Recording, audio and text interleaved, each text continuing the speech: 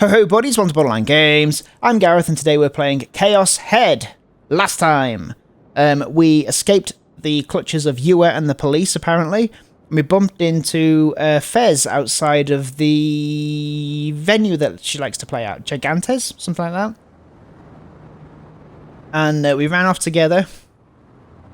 We ran into this secret alleyway. Kind of looks like a secret underground passage that you could cross underneath the road, underneath a busy street, you guys know what I mean. And she said that you need to get yourself a sword, you need to get yourself a D sword. She said that she saw the one that we had when we came back from that shop. We kind of bought one from a shop that was sold next to some sex toys. So that probably wasn't the actual sword, and she actually says that's a toy, that's not actually a D sword, and you need to basically summon a D sword from a transcendental place. And then she kind of puts her hand out, and then there's a beam of light, and it just kind of cracks, and she pulls it from like a rift in space. And now she's going to talk about it more. So last thing she said was, it is akin to another space. Oh boy. Info dump time. This was definitely an anime at this point. Another possibility within the same dimension. Or perhaps a delusion. A delusion. Stating it that way does not provide much in the way of meaning. The sole thing we can know for certain, however, is that this sword exists within that region. So in other words, she was saying that her D-sword was a product of her delusions. Did that mean that the supernatural phenomena I'd seen before had also been delusions? Had they not been real? That's impossible. Oh? If it was the delusion, then why was I seeing Fez's sword right now? Do not be led astray by words. Try turning around. I was baffled by Fez's bequest, but I complied anyway. Behind me was a flight of stairs, and on those stairs... Oh. Okay. Was Fez wearing only white lingerie?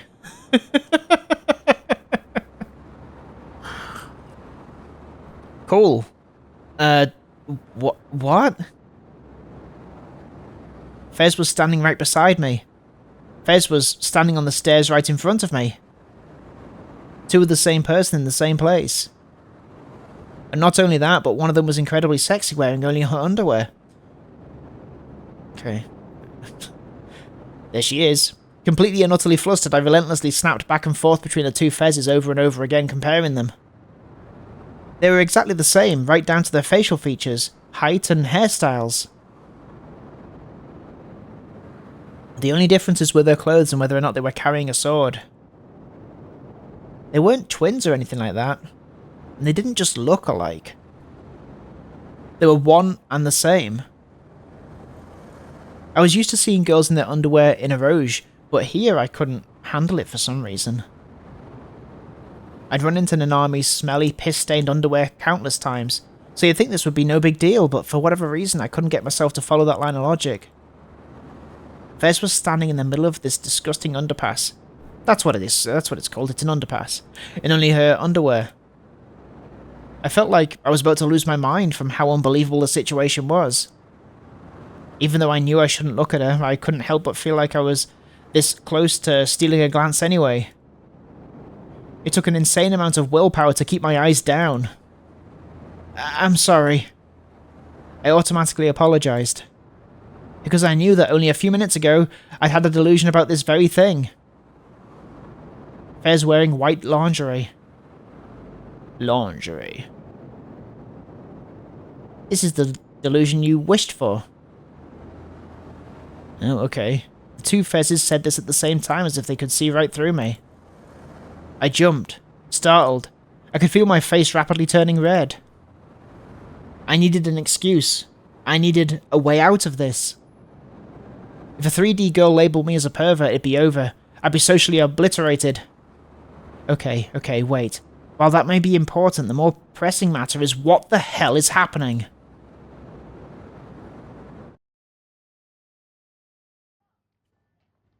Hello? As he walked cautiously through the narrow, trash-ridden streets of Maruyamacho, Ben Yasuji jammed one hand inside his pants pocket. Inside he found a few dozen small coins. Sir, what exactly are you expecting to find at the crucifixion crime scene?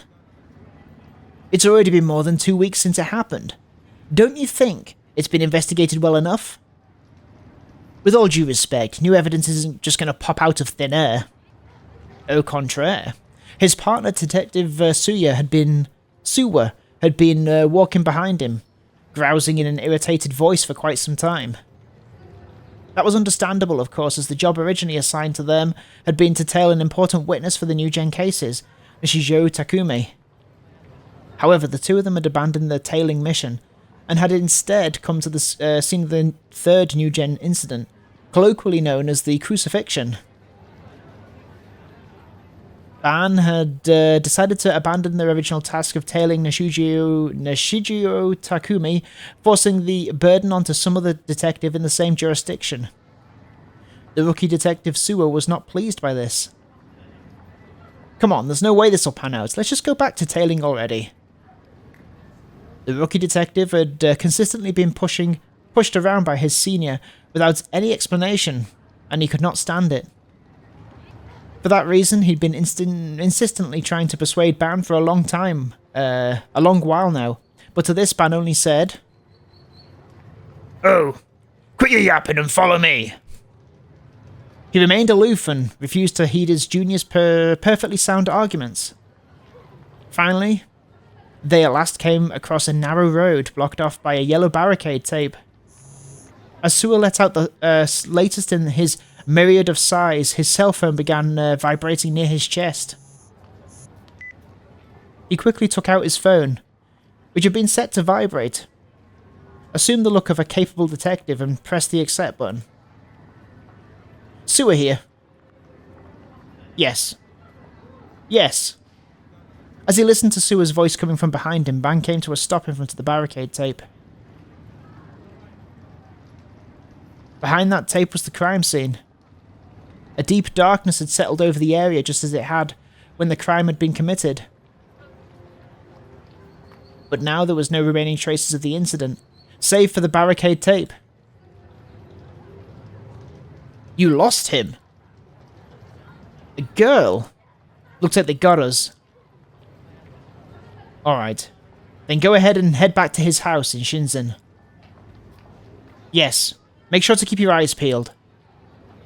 No, don't worry. Assistant Inspector Ban will take all the flak for you. Ban smiled wryly upon hearing that. Suwa could be surprisingly shrewd. Of course, Ban had no intention of placing the blame onto his subordinates, nor onto the detective he'd placed in charge. We'll join up with you as soon as we're done here. Really sorry about all this. Good luck.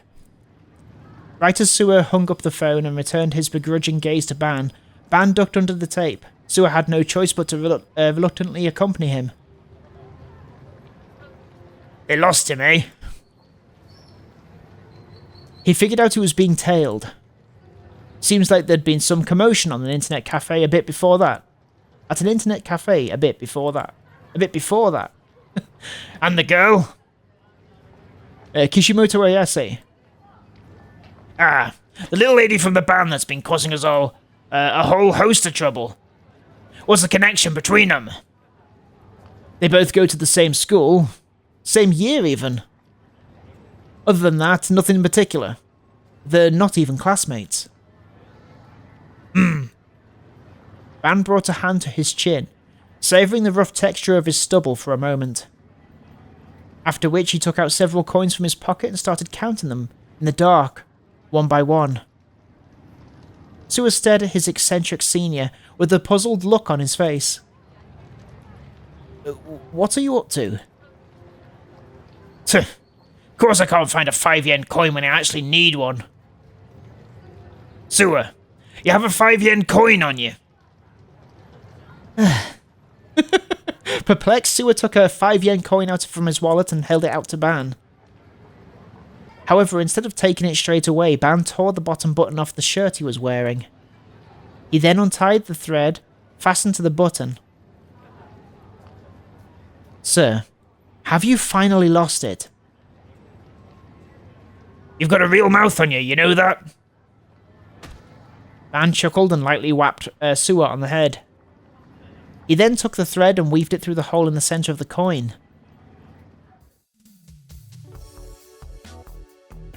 Alrighty, I'll let you do the honours. After pinching both ends of the thread with his fingers, Ban let the 5 yen coin hang down and handed it to his junior. A pendulum? Mm-hmm. Ban smiled mischievously. This little guy might give us an important clue for this case of ours. You're kidding. Ban-san, could you spare me from your craziness for once? Is this why you abandoned your assignment to come here? Suwa's tone was almost mournful. He'd been pushed around countless times by Ban before now, but this time, Ban had finally managed to utterly stump the rookie detective. Is this some kind of psychic investigation, like dowsing or something? You've really been watching too much TV, sir. For the guy getting on my case, you sure seem well affiliated with this stuff. Well, yeah, I've checked out a few shows like that. Last week there was one centered on Yuri Brightman. Yuri Brightman. He's this psychic detective from America. What I saw wasn't anything all that flashy. But the program did have some esteemed college professor on it. But it was still on TV, yeah? You really like to pick apart every little thing, don't you? Hang on. This is him. You really like to pick apart every little thing, don't you? You'll get it once you actually give it a shot. Come on, let it hang down. When his senior issued that request, Suwa did not have any room to refuse. His lips pursed in a sullen manner. While he reluctantly accepted the 5 yen coin, he pinched the ends of the string and began to twirl it around in a circle, creating centrifugal motion. It was too dark for either of them to see it clearly, so Ban flicked on a 100 yen cigarette lighter and used it as their light source. You smoke, sir? I quit smoking over 10 years ago. Why'd you ask? Well, you've got a lighter on you, so I just figured. I was just prepared. That's all. Right then, so what am I missing here?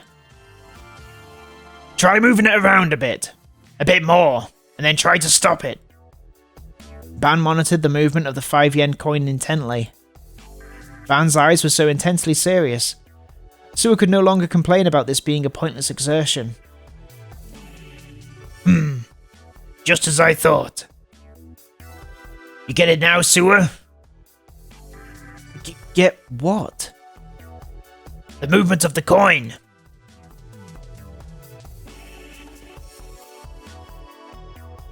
Doesn't it feel like it's been forming an ellipse?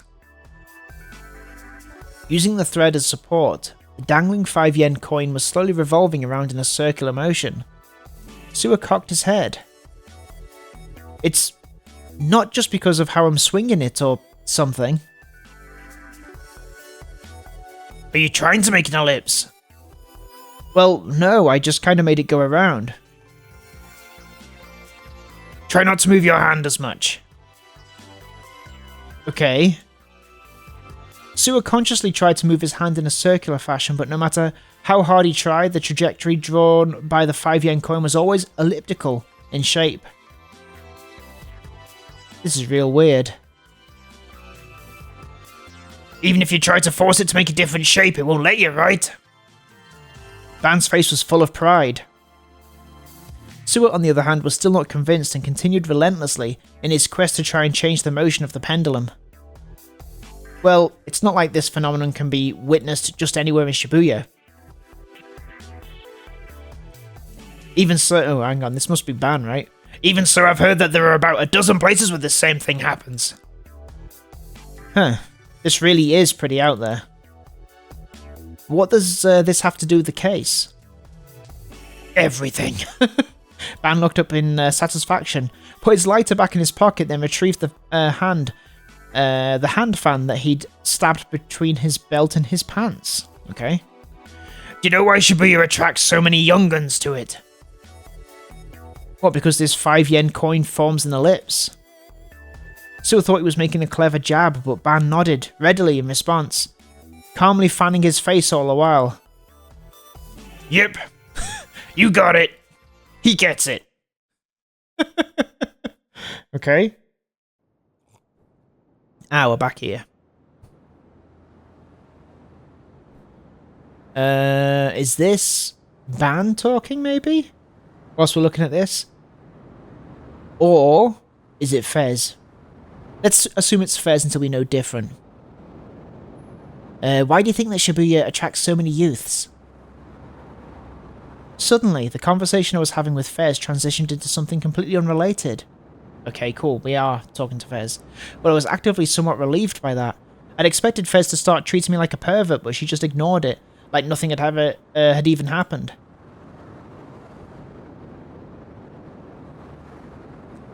Japan.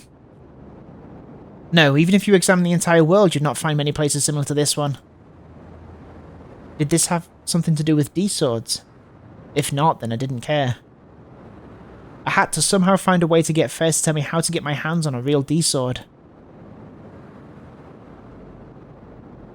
Neither Shinjuku, nor Ikebukuro. Shibuya. The name of this city was has taken on a life of its own. Both in front of and behind me, the same words are being spoken from the two Fezes at the exact same time. Perfect synchronization. It gave me a somewhat strange feeling. Had Fez split in half? Were both of them the real Fez, or were both of them imposters? There's a thought engraved in the hearts of men all across Japan that this city carries the name City of Youths. Why is that? Why? Well, that has absolutely nothing to do with me. Because the city is ripe and in fashion? Because it's populated heavily with stores? Because many trends originate here? Because it appears often on TV? Because the public transportation is favourable? No, it is none of those. The two Fezes paused for a moment. Being watched from both in front and from behind started to make me feel uncomfortable. It is because of the greater will. The will of a higher being, or to put it simply, the will of God. This is bad. My rational side warned me. Could this be... Maybe she was trying to recruit me into some sketchy religious cult. I began to feel uneasy. Man, maybe I should just get the heck out of here. But upon hearing the next thing Fez said to me, I realised I no longer had that option. These swords too are guided by this will. Okay. We're back to these guys? Yeah, we are. To begin, you've got this thing called gravity. I'm sure you've heard of it. Ban returned to the main street from the alleyway, and then began walking towards Shibuya Station. They're going to bump into each other. Suwa, who now assumed that they were going to Shinsen, chased after his senior detective with an obvious frown on his face. You mean the law of universal gravitation? Real good head you've got on those shoulders there. Not surprising considering the nice college you came out of. Suwa grew discouraged in response to Ban's slightly mocking tone. Well, I unfortunately didn't study the occult at my university. This doesn't have anything to do with the occult. There are these areas scattered across the world where gravity is unbalanced. Several of them. Unbalanced? Okay. That's what's causing the pendulum to form the elliptical shape. They call it the GE rate in English. The GE rate? Let's see. What did it stand for? Gravitation. Gravititillation? Either? If we're talking gravity here, then could it be gravitation? Gravitation error rate? Oh, yeah, that's it. You got it. Gravitation error rate. Translating that literally would give you a number of universal gravitation anomalies, I would think. I'm sure you'll be able to find it if you sifted through a psychics dictionary. Physics dictionary. Is that where you got it from? The GE rate. Oh, the GE rate, an imbalance that contradicts the law of universal gravitation. Discovered by Isaac Newton, the law of universal gravitation is a fundamental force of nature that acts between all forms of energy and matter, i.e. anything that contains mass. It is commonly believed that the great number of strata layered upon the Earth's surface play a large part in this law. A typical example of something that disturbs local areas would be lava beds. This phenomenon can be found at the foot of Mount Fuji, Aokigahara, also known as the Sea of Trees, where there had been several recorded instances of compasses becoming unusable. Interesting. Studies have also been known that fossil beds, particularly rich in iron and calcium, are another type of stratum in which magnetism is repelled. I was trying to say magnetism. That's obviously wrong. Adding on to the previous factors, magnetite is also believed to have a particularly strong influence on gravity. If magnetite, a naturally occurring magnet with a octahedral crystal structure, were to be found beneath the Earth in a quantity large enough to warrant being recognised as a dike, it'd be as if the ground itself were a magnet. This would then result in an extremely high chance of the area producing minute gravitational deviations. Who's thinking this? Is this Suwa? The GE rate is the measurement of the gravitational values in a region in which such values have been distorted by the previously mentioned geological strata. Alright, that was a mouthful. When Band's explanation concluded, the two men had been walking the entire time. Who had been walking the entire time were just exiting onto Dojinzaka. The scenery surrounding them instantly turned bright and dazzling. I've heard that the average GE rate in Shibuya is one of the highest recorded in the world. I've even heard that there's been cases in which a ball placed at the foot of a hill goes right up all by itself. No, it doesn't. That's not true. Are you serious? Suwa, who'd been listening in utter silence up until now, showed his surprise with a slightly exaggerated tone. Sounds like a world ripped straight out of a sci-fi flick. You enjoy that kind of stuff? I'm not a big fan of the convoluted ones. The large-scale epics are what I'm really into. It's all Greek to me. Your explanation sounds pretty damn plausible, but it's still fairly hard to believe. I'd never even heard of a G rate before today. Don't act like your ignorance applies to everyone. A gumshoe needs an objective view of the facts. That's true, but what Suwa said was equally true. The research into the GE rate was minimal, and it certainly was not something that would be taught to an everyday college student. Van himself had not even been aware of it until a few weeks ago. For starters, you still haven't answered the most important question. So, the gravity of Shibuya is unbalanced, I got that, but what does that have to do with the young people being attracted to here? There's a surprisingly big casual relationship between gravity and humans, you know. Did you know that the biorhythms of all living things are affected by the moon's gravitational pull? It ain't just the tides. I've heard about how the moon has an effect on sea turtle spawning. Yeah, something like they only lay eggs on the night of the full moon. But it's not just sea turtles. Coral's another species that only spawns on full moon nights. Oh, yeah, that's the thing where it looks like it's snowing on the ocean, right? It's been scientifically proven that gravity's much stronger on full moon nights. How can it be? It's not closer, is it? So naturally, this ends up affecting humans as well. What, like with childbirth? Not just childbirth. Biorhythms, like I said before. They're closely related to normal physiological phenomena, of course. But they also have an effect on traffic accidents, illnesses, appetite, libido, stuff like that. Stuff like that. Just like that. You know how they say blood rushes to your head when you get excited? That's from the moon's gravitational pull. That's a bit of a stretch. That's like saying that the feelings of individual people don't matter and that it's all the moon's fault. Well, I wouldn't go that far. It has to do with a thing called crowd psychology. The moment someone arrives in this town, they might feel exhilarated or maybe like doing something a little reckless. Feel like doing something reckless, surely.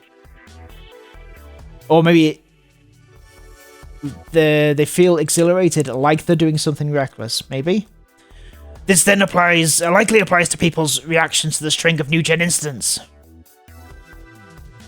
All the folks in this town who've seen the news are more or less having the same reaction. Every last one of them is enjoying it. They all revel in the feeling that it'll never happen to them. That it's just someone else's problem. So you're saying that the GE rate is also responsible for this type of crowd psychology? The possibility's there. If it's subconsciously ingrained into the minds of youngsters that say, coming to Shibuya is a real hoot, then... That's why so many young people are attracted to this city. Huh. Sounds like bullshit to me. Suwa really is a fast learner, Van thought to himself, impressed. The junior detective was still young, but that part of him truly was worthy of praise. In addition, what set him apart from the other young people was that he did not just follow his seniors blindly. Whenever he had a question or whenever he thought something did not make sense, he would always voice it despite the fact that he was a junior in name. Now that we more or less have a handle on what GA rate is now, how are we gonna use it to catch the culprit? If these instances were influenced by the GE rate, it'd be a bit, it'd be pretty, lips work. It'd be pretty strange if something similar hadn't happened over the past few centuries. Which means our next step is to get an expert to look into it. A specialist. You're not going to do it yourself, sir? Me? I'm just a detective. Van smirked from ear to ear. The only thing I plan on looking into is new gen. Which is why I skipped out on work today. So I could measure the GE rate at the crime scene. If the crime scenes we've had up until now all show abnormal GE rates, what do you think that might mean? No way. Suwa's eyes went wide and he stopped dead in his tracks. It seemed as if he had realised what Ban was trying to imply. The incidents all happen in places with abnormal GE rates. If that's true, then that means we can somewhat predict where the next crime will take place. We don't know that for sure yet. That's why we're going to have it investigated. There was something lurking within this city. Something yet unknown, hidden deep within its flashy exterior. Perhaps it was akin to Pandora's box, something not meant to be touched by the hands of men. Thoughts such as these pervaded Ban's mind as he watched the pedestrians fill down the streets of Shibuya. And we're back to Takumi.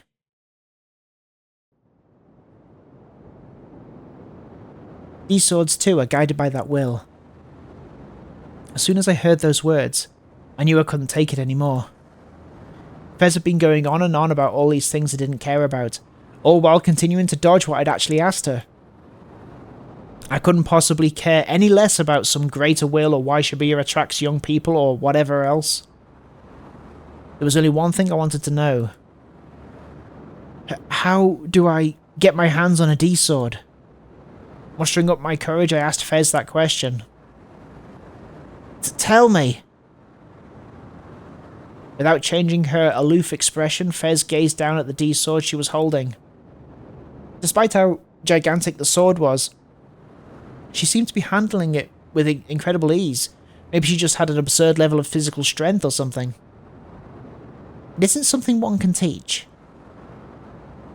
Why not? Why is it that you'll go on and on about this random shit, yet you can't tell me the most crucial thing I need to know? You must find it yourself. I do not know of any methods. You don't know, then how in the living fuck did you get the D-sword you're holding in your hand right now? However, these swords can only be seen by those who possess the power. So, in other words, without the power, those without the power couldn't see them. But I could see it extremely clearly. But then, what did she mean by the power? Quote unquote. Was she saying that I had supernatural powers, like what the two Fezes in front of me had? You can see my sword, can you not? That can only mean one thing. If Shogun and Yua were destroying my life because of it, then I didn't want their stupid bullshit power. But I still did want a D-sword. Because it'd grant me salvation. Fez had said so. Stuff like the greater will and the reason why Shibuya attracted young people made no difference to me. I didn't want some random power, nor did I want to be roped into all this BS in any way, shape or form. But in order to escape the clutches of Shogun and Yua, I had to get my hands on a sword. Feel it. Feel the will chosen by the world. But Fez's answer was as ambiguous as every other damn thing she'd said. Biting my lip, I tried desperately to think of any way I could extract information from her. But as a person who was terrible at talking to 3D people, I couldn't think of anything that would be effective at all. I tried to pull from my bank of Eroge situations but everything that came to mind was fairly unsettling, such as slipping her an aphrodisiac, tying her up or imprisoning her. Yep, don't do that. That's not cool. Man, I may or may not be extremely fucked up. What is your name? Huh? Fez turned her back to me, then slowly began to walk deeper into the tunnel. Oh, did I just ask her? I did ask her. I am Kishimoto Ayase. When she said that, I realised that we still hadn't introduced ourselves to each other yet. Oh no, she'd said it all. Nishijo Takumi. I couldn't see Fez, Ayase's expression from where I was. Why she was laughing now, I didn't know. Let us meet again, Takumi. Ayase was moving farther and farther away. I fearfully turned my head to see what happened to the other Ayase, only to find out that she'd disappeared without a trace. Had she literally disappeared, or had she just walked out of the underpass? Ayase had said that the other Ayase was a delusion. Maybe that was the power of the D-sword. Great, she's gone. I returned my gaze to the inside of the underpass, and right as I did, I saw that Ayase was going up the other staircase. Oh no, she is going. She is visible, which was about 50 meters deeper into the tunnel. Eventually, her figure disappeared completely, and now all that remained was the eerie silence of the underpass. And I guess we'll leave it there on Borderline Games. Thank you so much for watching this episode of Chaos Head, and we'll find out next time exactly how to get a D-sword and how to harness this power that we clearly have. Have a great evening, take care of yourselves, and I'll speak to you soon. Bye-bye! Bye-bye-bye-bye!